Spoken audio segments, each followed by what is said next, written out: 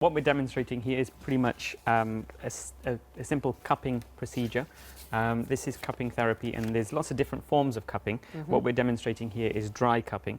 And the procedure is really straightforward. The concept is very simple. We're using mechanical vacuum.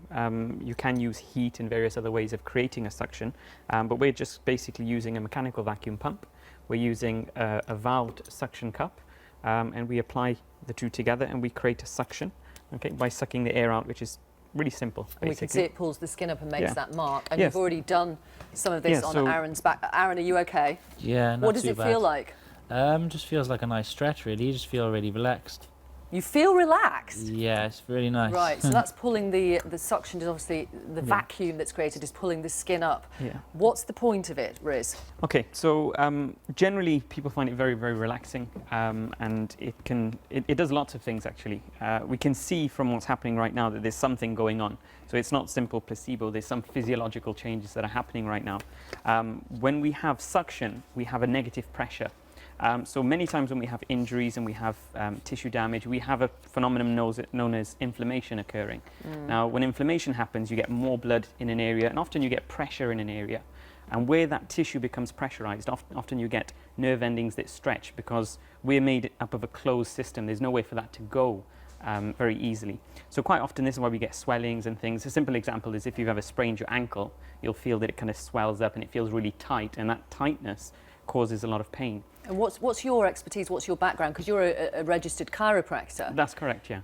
Cupping is an unregulated area, and presumably anyone can do it, can they? Yeah, well, cupping therapy is it's under voluntary self-regulation, so pretty much. So like, anyone can do it. Yeah, just like acupuncture or just like massage therapy or various other types of complementary therapies. Yeah, my background is in chiropractic medicine. So the concept is the same. Okay. We're looking for natural ways of helping the body heal itself, basically. All right, well, let me bring in Professor Colquhoun. Good morning to you from University College London. Hello. Hello. Is there any science behind this at all?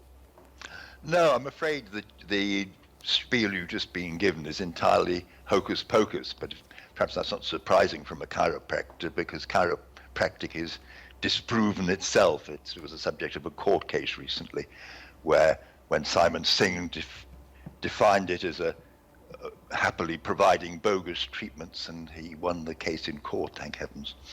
So no, it's just pulling up a bit of skin. It's not going to affect the muscle to any noticeable extent, and taken to extreme, it can cause harm. It usually doesn't. It's usually just well, what Ben Goldacre would call a voluntary tax on the gullible. Right, fair enough. How do you respond to that, a voluntary tax on the gullible? Well, I think everything new will have its opposition, and obviously we've got ours here. Not you. But in general, you know, lots of things such as cupping, such as chiropractic. You know, chiropractic is actually something which is proven by, recommended by the NICE guidelines, the National Institute of Excellence. It's been withdrawn. And GPs and doctors are actually recommended to tell their patients or encourage their patitions to seek I don't know if you heard Professor care. Colquhoun, he says it's been withdrawn from the NICE guidelines. Okay. It never was recommended by NICE. They recommended manipulative therapy. They didn't mention chiropractic, and that's been revised and removed entirely.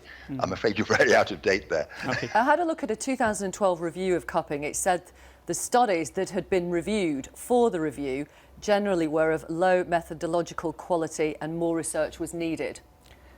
Well, Victoria, what I'd say is that a good example is, you know, just now we were talking about maternity and childbirth and so forth. Science often takes a long time to catch up with what actually works. And when we have, sometimes, unfortunately, out of arrogance, the idea that we know everything and that we can prove and understand everything, we sometimes forget that sometimes the things which are known to have worked for a long time are actually very beneficial. And what you'll find even in, for example, midwifery, they're going back to find out that a lot of the things that midwives have been practicing for centuries are actually now scientifically proven. You can see Professor Colquhoun's face. He's shaking his head. He's got a wry smile. Final word to you. Well, there's no amount of anecdote that will supplant data. They simply need some proof. There isn't any proof. it's not been properly tested. Acupuncture has been properly tested and shown not to work. Most complementary therapies fall into one of two categories. They're either disproven, like acupuncture and chiropractic, or they're unproven, like cupping. People should not be selling unproven treatments for money. Okay. Aaron, just want to check you're okay. Yeah, not too bad. Okay, not too bad. All right. Thank you very much for showing us this. Professor Colquhoun, thanks for your time. Riz Suleman and Aaron Otley, thank you for being the man on the couch.